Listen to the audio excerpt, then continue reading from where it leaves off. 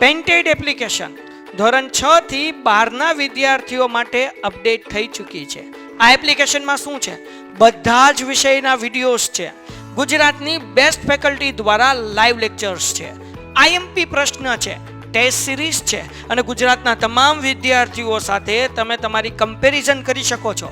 ગેમિફિકેશન છે અને બીજું ઘણું બધું. તો તમે એપ્લિકેશન ડાઉનલોડ ન કરી હોય તો ડિસ્ક્રિપ્શનમાં લિંક આપી છે. હમણાં જ પ્લે સ્ટોર ઉપર જાઓ અને એપ્લિકેશન ડાઉનલોડ કરો.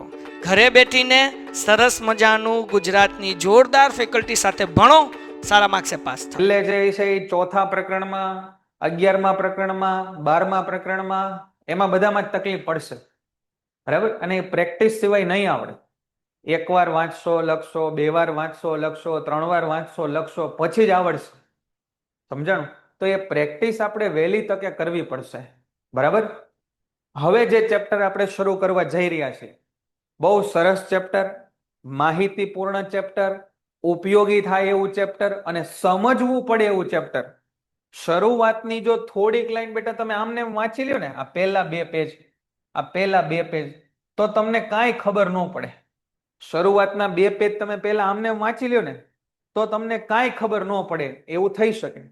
પણ જો તમે આ લેક્ચરમાં એકદમ ધ્યાનથી સાંભળશો તો આ 2 પેજ તમને ઘણા આરામથી સમજાઈ જશે. પરીક્ષામાંથી આ 2 પેજમાંથી બહુ પૂછાતું નથી. ક્યારેક ક્યારેક કોક સવાલ ભાગ્ય પૂછાણા. એક પ્રશ્ન છે અગત્યનો, એ કહીશ તમને બીજા પેજ ઉપર, બરાબર. સમજી ગયા? તો શરૂ કરી દઈએ. શાંતિથી આપણે ધ્યાન આપશો. પુસ્તક અને પેન તમે સાથે લઈને બેસજો, રફ બુક સાથે લઈને બેસજો, બરાબર. અને પેજ નંબર કેટલા છે આપણા? આવી જાઓ પેજ નંબર 113 ઉપર, બરાબર. પેજ નંબર 113 ઉપર આવી જાઓ. ચાલો શરૂ કરી દઈએ. હવે ધ્યાન આપજો અહીંયા. ચાલો પેજ નંબર 113 ઉપર આવી જાઓ. સજીવો કેવી રીતે પ્રજનન કરે છે, બરાબર. સજીવો કેવી રીતે પ્રજનન કરે છે? સૌથી પહેલા તો પ્રજનન એટલે શું એ આપણે સમજવું જોઈએ.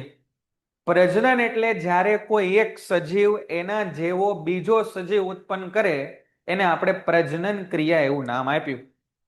અહીંયા સજીવમાં ખાલી માણસનો સમાવેશ થતો નથી. માણસ, એની જેવા બીજા જટિલ પ્રાણીઓ, એક કોષી પ્રાણીઓ, સરળ બહુકોષી સજીવો, એક કોષી સજીવ, સરળ બહુકોષી સજીવ, વનસ્પતિ, આ દરેક માટે આપણે સજીવો શબ્દનો પ્રયોગ કરીએ છીએ. તો એટલા માટે અહીંયા આપણે એક કોષી, વનસ્પતિ, માનવ, સરળ બહુકોષી, આ બધાની અંદર પ્રજનન કઈ રીતે થાય એનો અભ્યાસ કરવાનો છે. આ પહેલા 2 પેરેગ્રાફ છે ને, એ આ જે ચેપ્ટર છે ને એમાં મને બહુ ગમે. કેવા કોમેડી પેરેગ્રાફ લખ્યા છે, તમને વાંચીને હમણાં હું સમજાવું. જોજો, ધ્યાનથી સમજજો. સજીવોના પ્રજનનની ક્રિયા વિધિ પર ચર્ચા કરતા પહેલા આપણે એક મૂળભૂત પ્રશ્ન કરીએ કે સજીવ પ્રજનન શા માટે કરે છે? સજીવ પ્રજનન શા માટે કરે છે? એ પ્રશ્ન પહેલા તો આપણને થાય. આપણે કીધું કે સાહેબ આપણે ખાઈએ છીએ. કેમ? તો કે ભાઈ ખાયા વગર આપણે જીવી ન શકીએ સાહેબ. આપણે શ્વાસ લઈએ છીએ. કેમ? તો કે સાહેબ ઓક્સિજન વગર જીવી ન શકીએ, બરાબર. તો આવી રીતે પ્રજનન છે એના વગર આપણે જીવી ન શકીએ એવું થાય નહીં. આપણને ખબર છે કે ભાઈ પ્રજનન વગર પણ આપણે જીવી શકીએ. તો પછી શા માટે દરેક સજીવો, હું ફરીને કહું છું કે જ્યારે આપણે સજીવ શબ્દનો પ્રયોગ કરીએ ત્યારે તમે એક કોષી, બહુકોષી, વનસ્પતિ, માનવ, અન્ય પ્રાણીઓ, આ બધાની તમારે મગજમાં રાખવાનું છે, બરાબર. તો જો પોષણ, 6થા ચેપ્ટરમાં આપણે પોષણ, શ્વસન, બરાબર, 5મા ચેપ્ટરમાં ઉત્સર્જન, એવી જરૂરી જૈવિક ક્રિયાઓ માં એની ચર્ચા કરી કે ભાઈ આ તો જરૂરી છે. પણ પ્રજનનની ક્રિયા કઈ જરૂરી નથી સાહેબ. કોઈ વ્યક્તિ એવો તમે સાંભળ્યો કે ભાઈ ફલાણા વ્યક્તિએ પ્રજનન ન કરવાથી એનું મૃત્યુ થઈ ગયું, ફલાણી વનસ્પતિએ પ્રજનન ન કર્યું તે વનસ્પતિ બળી ગઈ, એવું આપણે ક્યારેય સાંભળ્યું નથી. બીજું કે હવે જો પ્રજનન, માણસને કેવું ગમે ખબર છે? આરામદાયક વસ્તુ ગમે, સરળ વસ્તુ ગમે, વધુ ઉર્જા ખર્ચ ન થાય એવું ગમે. પણ ભાઈ આ પ્રજનન ક્રિયા છે ને, સંતતિનું નિર્માણ કરવા માટે વધુ ઉર્જા ખર્ચ કરવી પડે. પણ માણસ તોય આ વસ્તુ કરે છે. જનરલી તો માણસને કેવી પ્રવૃત્તિ ગમે? જેમાં ઉર્જાનો ઓછો વ્યય થાય, જેમાં એને થોડોક આરામ મળે, જેમાં એના શરીરને ઓછું કષ્ટ થાય, એવી પ્રક્રિયાઓ જનરલી સજીવ પસંદ કરતો હોય. પણ અહીંયા આગળ પ્રજનન એટલે સંતતિ નિર્માણનું કાર્ય એ વધુ ઉર્જા ખર્ચ કરવી પડે એવું છે. તો પછી પોતાની ઉર્જા નકામી એ શા માટે ગુમાવે છે કે જે પાછી એને જીવિત રાખવા માટે જરૂરી નથી? જે પાછી એને જીવિત રાખવા માટે જરૂરી નથી. આ પ્રશ્નનો જવાબ શોધવો આ પ્રકરણમાં અત્યંત રસપ્રદ રહેશે. હવે વાંચજો, આ છેલ્લું વાક્ય શું લખ્યું કે આ પ્રશ્નનો કે ભાઈ સજીવ શા માટે પ્રજનન કરે છે? કે ભાઈ એને જરૂર તો છે નહીં પ્રજનનની, પ્રજનન વગર તો એ જીવતો રહી શકશે, પ્રજનનમાં તો ખૂબ ઉર્જા વપરાય છે, તો એ પ્રજનન કરે છે શા માટે? અહીંયા વાંચો, આ પ્રશ્નનો જવાબ શોધવો આ પ્રકરણમાં અત્યંત રસપ્રદ રહેશે એવું એને છેલ્લા વાક્યમાં કીધું. બોલો, અહીં સુધી આ જે 5 લાઈન આપણે ચર્ચા કરી ત્યાં સુધી બધાને ક્લિયર છે? અહીં સુધી બધાને ક્લિયર છે? ખબર પડી ગઈ? પછી જોજો હવે તમે કહાનીમાં ટ્વિસ્ટ આવે. બરાબર ભાઈ? યશભાઈ, ખબર પડી ગઈ બધાને, દરેકને? હા. હવે જો અહીંયા એને કીધું કે આ પ્રશ્નનો જવાબ શોધવો એ બહુ રસપ્રદ રહેશે. અને હવેની લાઈન લખીએ જુઓ, હવેની લાઈન લખીએ જુઓ, આ પ્રશ્નનો જવાબ જે હોય એ. હમણાં કીધું કે ભાઈ આ પ્રશ્નનો જવાબ શોધવાનો રસપ્રદ રહેશે, પણ પછી કીધું કે ભાઈ આ પ્રશ્નનો જવાબ જે હોય એ. પરંતુ તે સ્પષ્ટ છે કે આપણને વિવિધ સજીવો એટલા માટે જોવા મળે છે કારણ કે તેઓ પ્રજનન કરે છે. જો કેટલું સરસ વાક્ય અહીંયા કીધું. તમને તમારી આજુબાજુ કૂતરા જોવા મળ્યા, એનો મતલબ એવો થયો નિલેશભાઈ, પ્રજનન એટલે શું એ એકદમ આપણે ચેપ્ટર શરૂ કર્યું ત્યારે જ વાત કરી. પ્રજનન એટલે શું? પ્રજનન એટલે એવી પવિત્ર ક્રિયા જેના કારણે તમે ને હું અહીંયા ઉપસ્થિત છીએ આ પૃથ્વી ઉપર. પ્રજનન એટલે એ ક્રિયા જેના કારણે તમે નાના નાના ગલુડિયાના અને કૂતરાના નાના નાના ગલુડિયા, બિલાડીના નાના નાના બચ્ચાને રમાડો છો, એને કહેવાય પ્રજનન. પ્રજનન એટલે એ ક્રિયા કે જેમાં તમે ગોટલું વાવી અને આંબો ઉગાડીને એમાંથી કેરી ખાવશો, એ પ્રજનન. પ્રજનન એટલે એ ક્રિયા જેમાં તમે અલગ અલગ પ્રકારના ફળોને ભેગા કરીને એના નવા ગુણધર્મ ઉત્પન્ન કરો, એને પ્રજનન કહેવાય. તો મને લાગે છે કે પ્રજનન શબ્દ તમને હવે ખબર પડી ગઈ હશે. તો કોઈ પણ સજીવ તમને દેખાય છે એનો મતલબ કે એ પ્રજાતિના સજીવો, એ જાતિના સજીવો એ પ્રજનન કરતા હશે તો જે આપણને દેખાય, અન્યથા દેખાય નહીં. જો કોઈ ચોક્કસ પ્રકારનો માત્ર એક જ સજીવ હોત કે જે પ્રજનન ન કરી શકે તો આપણને તેના અસ્તિત્વની ખબર ન પડે. જો એક જ સજીવ હોય ખાલી, બરાબર, તો એક સજીવ કેટલો જીવે? 20 વર્ષ, 15 વર્ષ, 30 વર્ષ, 40 વર્ષ, 50 વર્ષ, 100 વર્ષ, પછી તો મરી જાય. તો પછી એનું આગળ એની જાતિનું અસ્તિત્વ ટકશે નહીં. કોઈ જાતિમાં મળી આવતા સજીવોની વિશાળ સંખ્યા, જો જાતિમાં મળી આવતા સજીવોની વિશાળ સંખ્યા તેના અસ્તિત્વની જાણકારી આપે છે. તેના અસ્તિત્વની જાણકારી આપે છે. આજુબાજુ તમને નકરા રખડતા માણા દેખાય એટલે તમને માણસના અસ્તિત્વનું ભાન થયું. આજુબાજુ તમને કબૂતરા ઉડતા દેખાય તો તમને કબૂતરના અસ્તિત્વનું ભાન થયું. આજુબાજુ તમને કૂતરા ભસતા દેખાય તો તમને કૂતરાના અસ્તિત્વનું ભાન થયું. એનો મતલબ કે આ બધા સજીવો, વનસ્પતિ, પ્રાણીઓ, મનુષ્ય, આ બધા પ્રજનન કરતા હશે. આપણને કેવી રીતે ખબર પડે કે બે અલગ અલગ સજીવો એક જ જાતિના છે? જો આવો પ્રશ્ન બને કે આપણને કઈ રીતે ખબર પડે કે બે અલગ અલગ સજીવો છે એક જ જાતિના છે?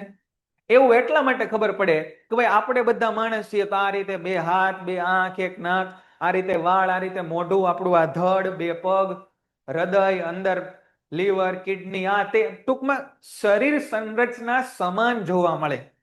સમાન જાતિના સજીવોની અંદર શરીર સંરચના સમાન જોવા મળે. તો એટલા માટે આપણે એવું કહી શકીએ, જો આ લખ્યું કે તેઓ એક સમાન દેખાય.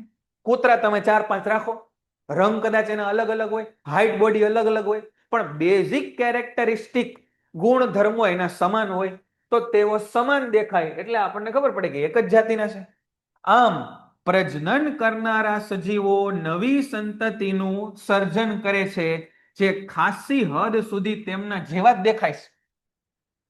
પ્રજનન કરવા વાળા સજીવો એ નવી સંતતિનું સર્જન કરે, જે ખાસી હદ સુધી એના જેવા જ દેખાય. કદાચ કોઈ બે માણા હોય, એક ગોરા હોય તો એનો છોકરો કાળો થાય એવું બની શકે.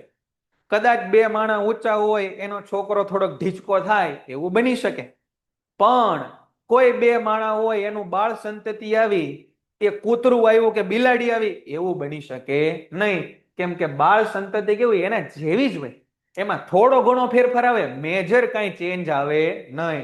તો આ પેરેગ્રાફમાં આપણે શું વાત કરી કે સજીવ પ્રજનન કરે છે એટલા માટે એનું અસ્તિત્વ આપણને આપણી આજુબાજુમાં દેખાય છે. અને સજીવના જાતિને ટકાવી રાખવા માટે પ્રજનન જરૂરી છે. આવી બુદ્ધિ, આના માટે કોઈ ભણવાની જરૂર છે નહીં. આ વસ્તુ આપણને કુદરતે આપણી અંદર ઇનબિલ્ટ આપી છે કે ભાઈ તમારું બધી ઘણી બધી જવાબદારીઓમાંથી એક જવાબદારી છે કે તમારે તમારી જાતિનું અસ્તિત્વ ટકાવી રાખવું, જેના માટે તમે પ્રજનન કરો. માણાને તો કોઈ શીખવાડે કે ભાઈ તારો વંશવેલો આગળ વધારવા માટે ભાઈ છોકરા તો તારે પેદા કરવા પડશે હો, એવું માણસને કોઈ કહે?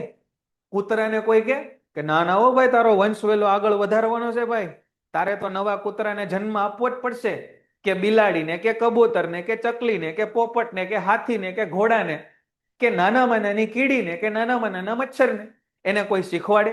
એને કોઈ શીખવાડે નહીં. આ બધું આપણને કુદરત તરફથી મળેલું છે કે પોતાની જાતિના અસ્તિત્વ ટકાવી રાખવા માટેની પ્રક્રિયા એ પોતે વગર શીખવાડે જાતે કરે, જેને આપણે પ્રજનન એવું નામ આપ્યું. તો આટલી વાત આપણે કરી, અહીં સુધી બધાને ક્લિયર થઈ ગયું? મોટા ભાગે કોઈ પ્રશ્નો આમાંથી બનવા જોગ છે નહીં. એક બે પ્રશ્નો આપણે જોયા કે જીવિત રાખવા માટે પ્રજનન ક્રિયા જરૂરી છે, જાતિનું અસ્તિત્વ ટકાવી રાખવા માટે કઈ રીતે ખબર પડે કે બે સજીવો સમાન છે, તો કે સરખા દેખાતા હોય એટલા માટે. બરાબર? તો અહીં સુધી ક્લિયર છે? ચેપ્ટરમાં હવે ધીરે ધીરે આપણે આગળ વધીએ. બોલો હા કે ના?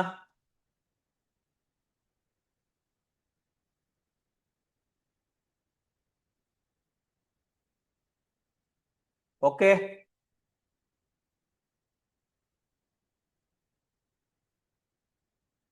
ચાલો સરસ. ત્યારે આગળ વધીએ. કદાચ કોઈ મુદ્દો આમાં તમને ન ખબર હોય ઝાંકી ભાઈ, તો ધીરે ધીરે તમને ખ્યાલ આવી જાય. જેમ આપણે સમજીએ, પ્રસ્તાવના મેળવી. આપણે પ્રસ્તાવના મેળવી. શું સજીવો પૂર્ણ રૂપે પોતાની પ્રતિકૃતિનું સર્જન કરે? કૂતરો અને કૂતરી, એના પ્રજનનથી એક ગલુડિયાનો જન્મ થયો. તો શું એ ગલુડિયું 100% એ કૂતરા કે કૂતરી જેવું જ દેખાતું હશે? તો કે ના સર, એ ગલુડિયું કૂતરા કે કૂતરી જેવું દેખાય, પણ એના જેવું જ ન દેખાય. શું કીધું? કે ભાઈ આપણે કોઈ નાનું બાળક ઘરમાં, નવું જન્મજાત બાળક આવે, એને જોઈને તરત મોટા શું કે આની આંખો તો એના મમ્મી જેવી છે, આના વાળ તો એના પપ્પા જેવા છે, આનો સ્કિનનો ટોન તો એના મમ્મી જેવો છે, બરાબર, આનું મોઢું તો એના માસી જેવું દેખાય છે, બરાબર, આની હાઈટ તો એના કાકા જેવી વધારે છે. આવું બધું તમે સાંભળ્યું હશે. તો સજીવો જે નવી બાળ સંતતિ આવે એ એના જેવી દેખાય, એના જેવી જ ન દેખાય. પ્રતિકૃતિ, પ્રતિકૃતિ એનો મતલબ થાય કોપી. પ્રતિકૃતિનો મતલબ કોપી. તો એનો મતલબ કે જ્યારે કોઈ સજીવ પ્રજનન કરે છે ત્યારે તે શું કરે છે તો કે પોતાના જેવી એક બીજી કોપી બનાવે છે. પોતાના જેવી એક બીજી કોપી બનાવે છે. પણ શું આ કોપી 100% એના જેવી હશે? તો કે છે કે ના. એ કેમ નહીં હોય એ આપણે ભણીએ. બરાબર? એટલે એક વસ્તુ તમે યાદ રાખજો કે નવી બાળ સંતતિ એ પિતૃ પેઢી જેવી હોય, એટલે કે એના પિતૃ જેવી હોય, પણ એની જેવી જ ન હોય. તમે તમારા મમ્મી પપ્પા જેવા દેખાવ, પણ એના જેવા જ ન દેખાવ. બરાબર? એવા જ ન દેખાવ. તો આ પ્રશ્ન આપણે શરૂ કરીએ કે કઈ રીતે સજીવો પોતાના બાળ સંતતિનું સર્જન કરે એ એના જેવી હોય, એના જેવી જ ન હોય. અહીંયા ધ્યાન આપજો. ચાલો, સજીવની સંરચના સમાન હોવાના કારણે તે સમાન જોવા મળે.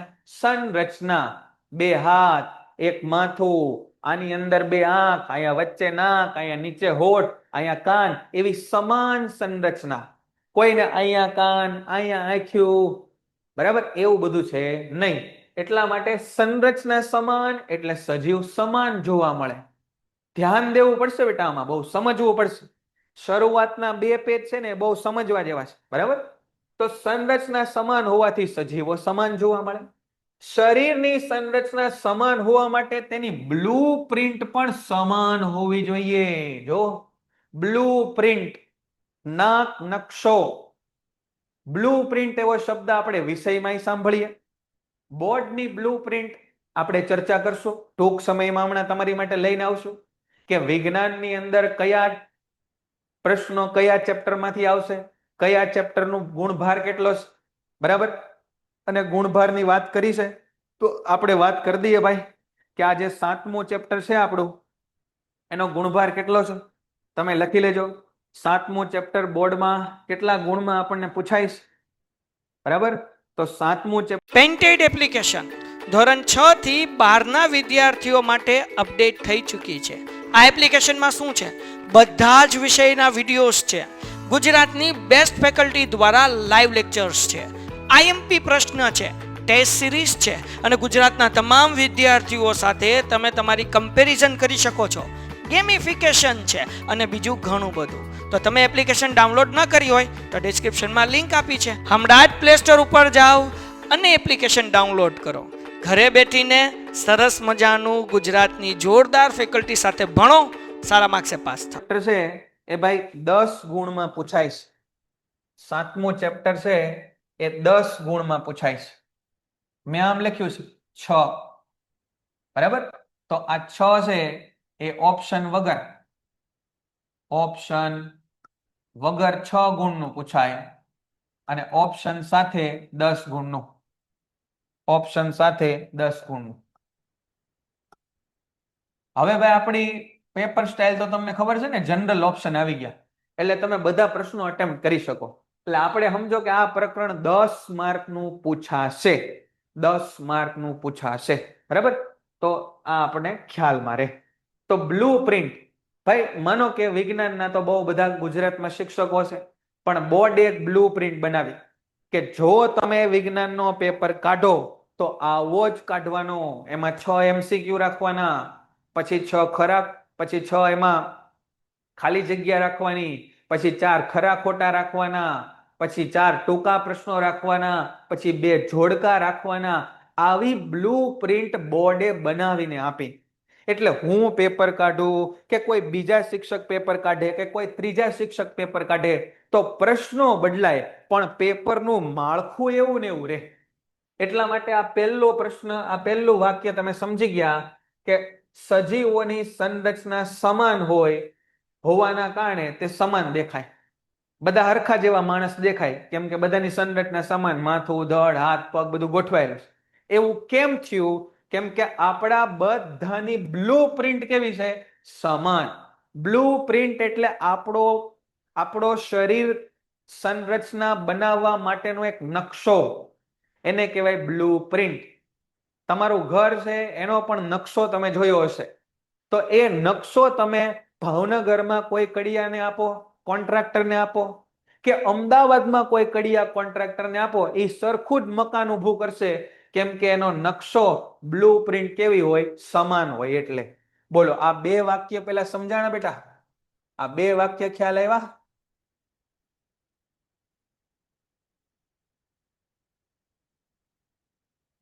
ઓકે, સરસ. સમજતા રહેજો બેટા, આમાં સમજવું પડશે થોડુંક. બરાબર, આમાં સમજવું પડશે. હંસરાજભાઈ, આમાં સમજવું પડશે બેટા.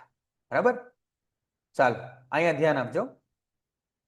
ફરી વાર કહું છું, બે વસ્તુ હરખી છે એવું ક્યારે કહેવાય? તો કે બે હરખી દેખાય એટલે કહેવાય બે સરખી છે. બરાબર, બે કૂતરાને તમે ઓળખી શકો, બે માણસને ઓળખી શકો, બે કબૂતરને ઓળખી શકો, બે પોપટને ઓળખી શકો. કેમ કે બે સરખા દેખાય.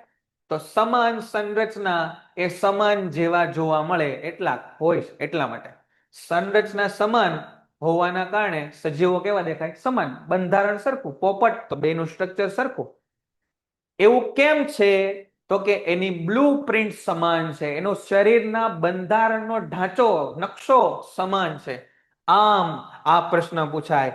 જ્યાં આગળ આમ લખ્યું હોય ત્યાં તમારા કાન ખીતો થઈ જવા જોઈએ કે આમ પ્રજનન મૂળભૂત રીતે સજીવ સંરચનાની બ્લુ પ્રિન્ટ તૈયાર કરવાની ક્રિયા છે. જો સજીવ સંરચનાની બ્લુ પ્રિન્ટ તૈયાર કરવાની ક્રિયા એટલે આ પ્રજનન. પ્રજનન દ્વારા આપણે શું કરીએ છીએ? તો કે નવા સજીવ માટેનો એક નકશો તૈયાર કરીએ છીએ કે આવો સજીવ નિર્માણ પામવો જોઈએ. 9મા ધોરણમાં તમે અભ્યાસ કર્યો કે કોષના, જો અહીંયા ડીએનએ નું એડ્રેસ આપેલું છે, ડીએનએ નું એડ્રેસ વાંચો અહીંયા.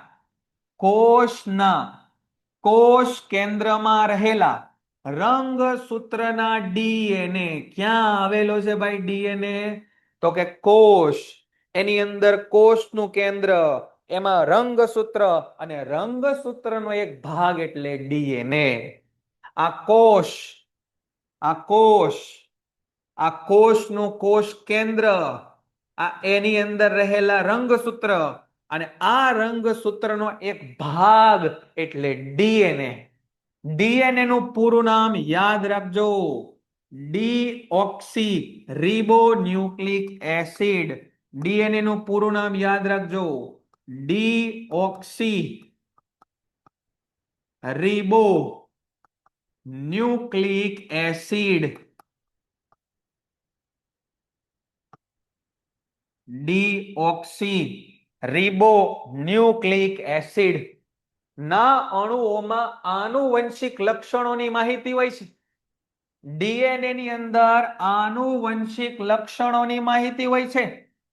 ઘણા પરિવારમાં બધા જણા ઊંચા, એકદમ હાઈટ બોડી વાળા, એકદમ ગોરા ગોરા, તો એના ડીએનએ ની અંદર આવી માહિતી હોય કે આ બાળક તો કે હાઈટ ઊંચી, આ બાળક તો કે રંગ ગોરો, આ બાળકના વાળ તો કે કાળા રંગના, આ બાળકની આંખ તો કે ભૂરા રંગની.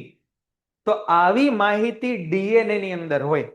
ડીએનએ ની અંદર આવી માહિતી રહેલી હોય. અને ડીએનએ ક્યાં આવ્યું હોય?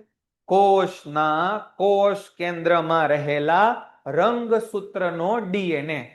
કોષના, બોલો, કોષના કોષ કેન્દ્રમાં રહેલો રંગસૂત્રનો ડીએનએ, એનું પૂરું નામ ડીઓક્સી રિબોન્યુક્લિક એસિડ. પૂછાણું છે પરીક્ષામાં ઘણીવાર. ડીએનએ નું પૂરું નામ ડીઓક્સી રિબોન્યુક્લિક એસિડ, જેની અંદર આનુવંશિક લક્ષણો, આનુવંશિક એટલે વારસાગત, વારસાગત આપણા બાપા પાસેથી, મમ્મી પાસેથી આપણને જે લક્ષણો મળ્યા એ લક્ષણોની માહિતી કેમાં હતી? આ ડીએનએ ની અંદર હતી, જે પિતૃ તરફથી સંતતિમાં આવે. કોષના કોષ કેન્દ્રમાં રહેલા ડીએનએ, ડીએનએ એ પ્રોટીન બનાવવા માટે માહિતીનો સ્ત્રોત હોય છે. હવે સમજો, હવે સમજો. મકાન બનેલું છે ઈંટોથી, એમ સમજો આપણું શરીર બનેલું છે અલગ અલગ પ્રકારના પ્રોટીનથી. પણ મકાનમાં ઈંટો જેમ ગોઠવો એમ મકાનનું બંધારણ બને. એવી રીતે આપણા શરીરમાં પ્રોટીન જે રીતે ગોઠવાય એમ આપણું બંધારણ બને. તો આપણા શરીરમાં પ્રોટીનને કેમ ગોઠવવા, ક્યાં ગોઠવવા, કેટલા ગોઠવવા, કઈ રીતે ગોઠવવા, એ બધી માહિતી કોણ આપે? ડીએનએ આપે. તો ડીએનએ ની અંદર શું હોય? તો કે પ્રોટીન બનાવવા માટેની માહિતી હોય કે કેવા ડીએનએ, કેટલા ડીએનએ, ક્યાં આગળ ગોઠવવા, કઈ રીતે ગોઠવવા. બરાબર. આ માહિતી અલગ હોવાની સ્થિતિમાં નિર્માણ પામતું પ્રોટીન ભિન્ન હોય. માહિતી અલગ, નિર્માણ પામતું પ્રોટીન અલગ, અને પ્રોટીન પરિવર્તિત હોય એટલે શારીરિક સંરચના ભિન્ન શારીરિક સંરચના તરફ દોરી જાય. જો ભિન્ન પ્રોટીન પરિવર્તિત શારીરિક સંરચના તરફ દોરી જાય.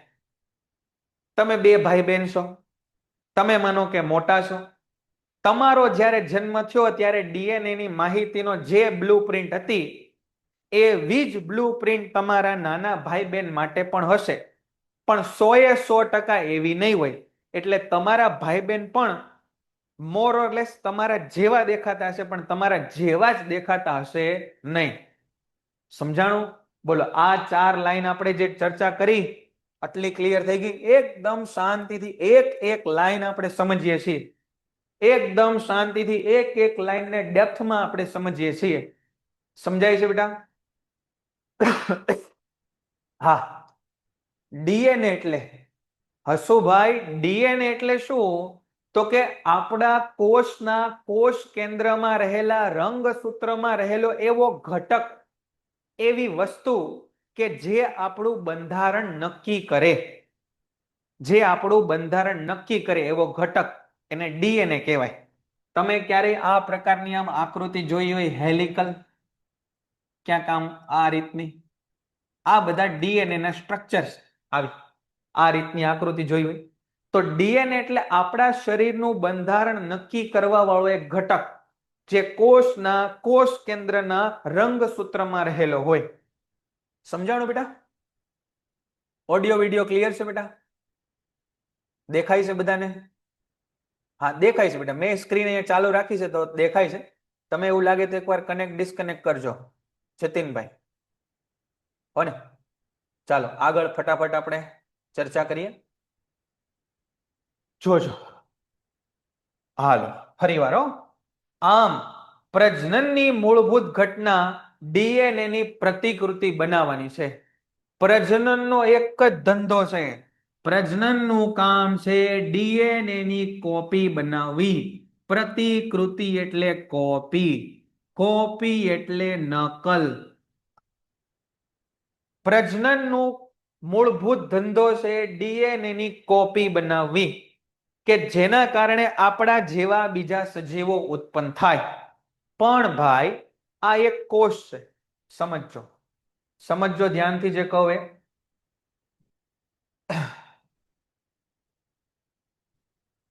આ એક કોષ, બરાબર? રેન્ડમ કોઈ કોષ.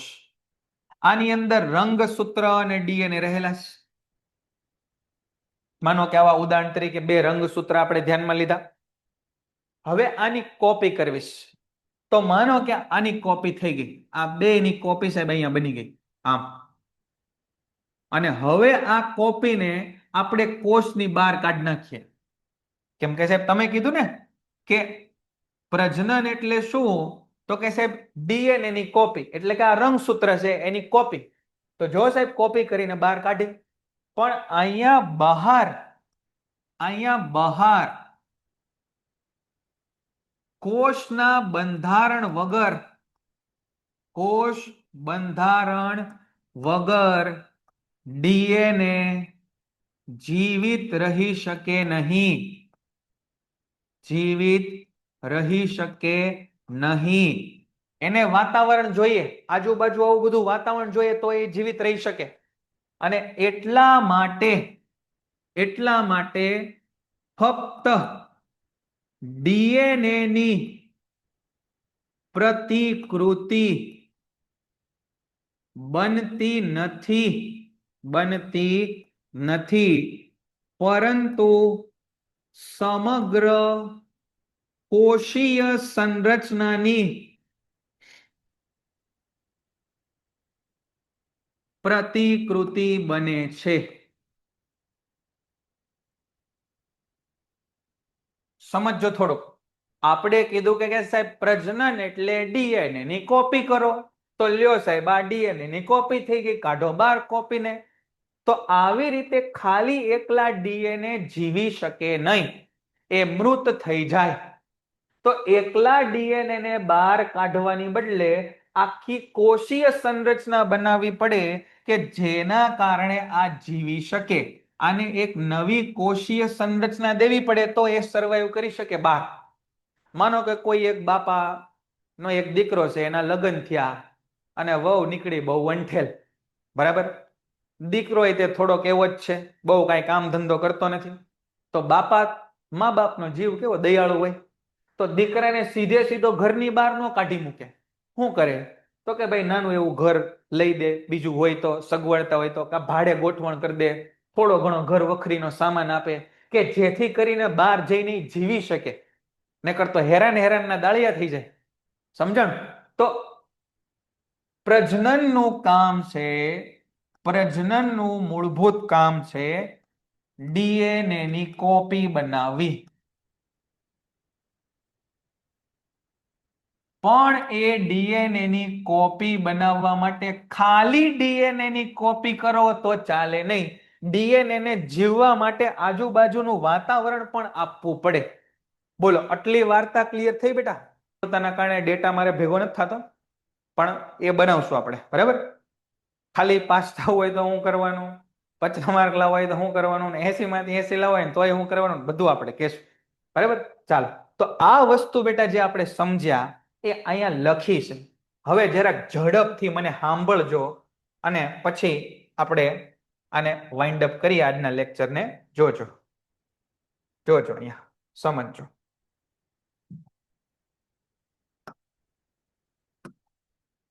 આમ પ્રજનનની મૂળભૂત ઘટના ડીએનએ ની કોપી બનાવવાની છે.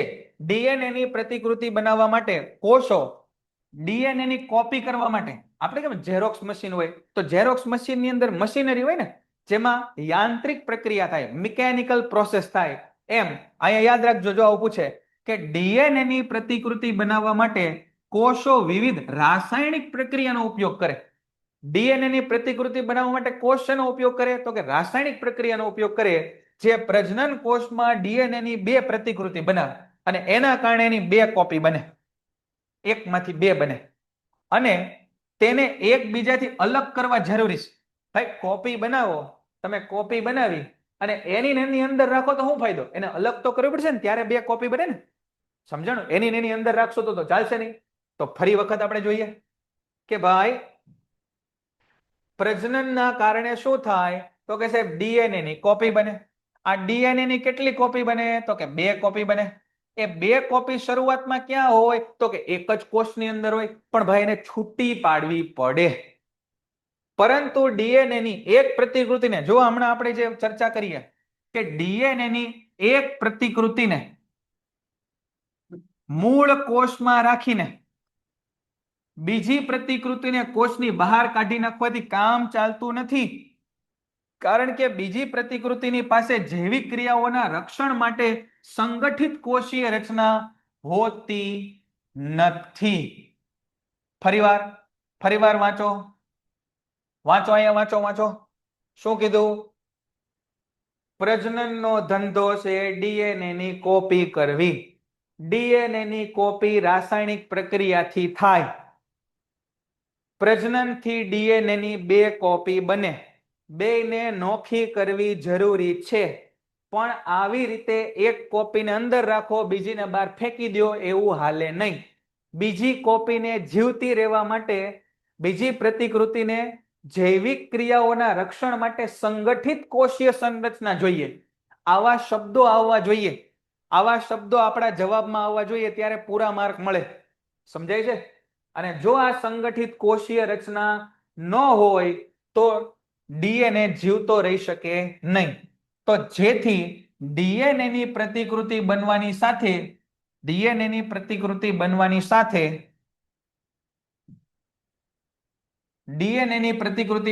સાથે બીજી કોષીય સંરચનાઓનું પણ સર્જન થાય.